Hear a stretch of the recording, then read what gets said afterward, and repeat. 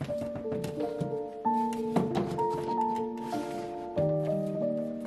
there, welcome to my channel.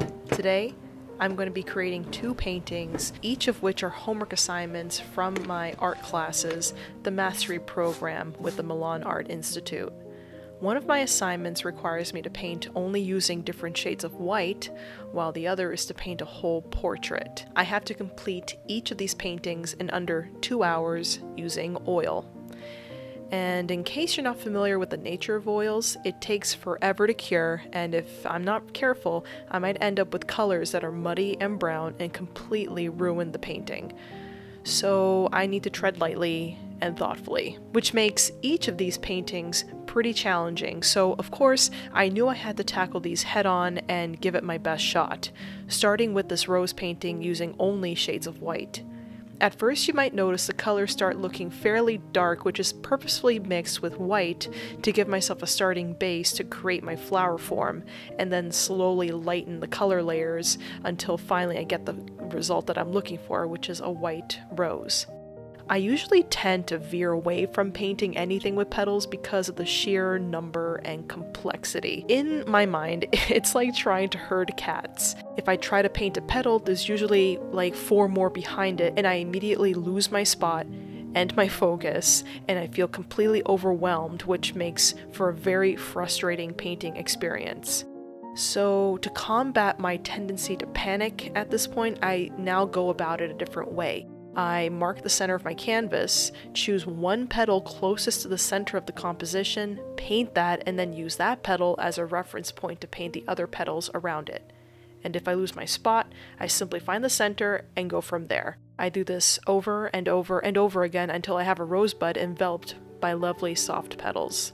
And this got me thinking, like in all things relating to life stuff, these painting exercises are not just messy homework assignments, but also perfect mini lessons into whatever problem I have plaguing me that day, or let's be real, that year.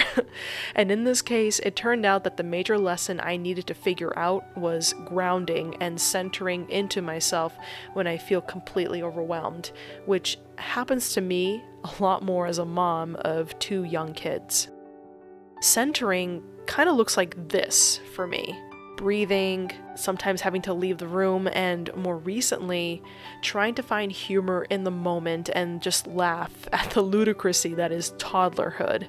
Does it always work? No, but doing these grounding exercises does help me slow down and let my brain catch up to my emotions, so I don't get completely carried away with my feelings, and I need to get back to my job as being a mom. And that's my reality.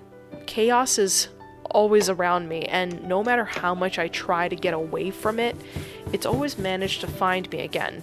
And in the past, I often felt trapped and got into deep victim mindsets that only made me even more frustrated and upset that I really couldn't change the situation.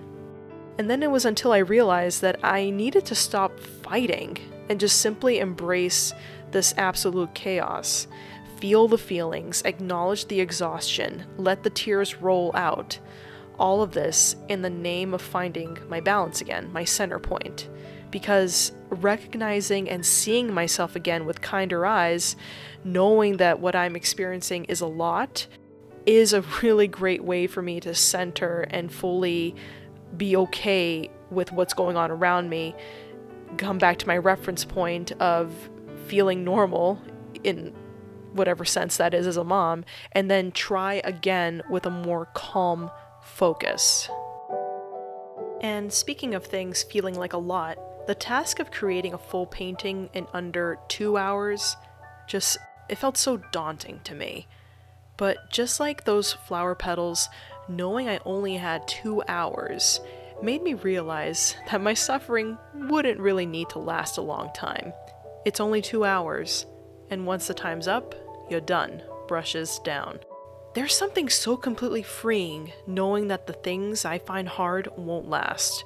And for some innate reason, knowing my time is limited with a challenge makes me want to do it even more, because I can totally see the light at the end of the tunnel.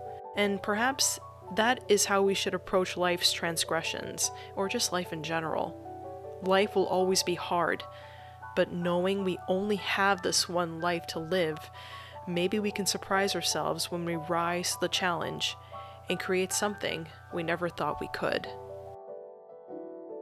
How do you rise up to life's challenges? How do you find your center?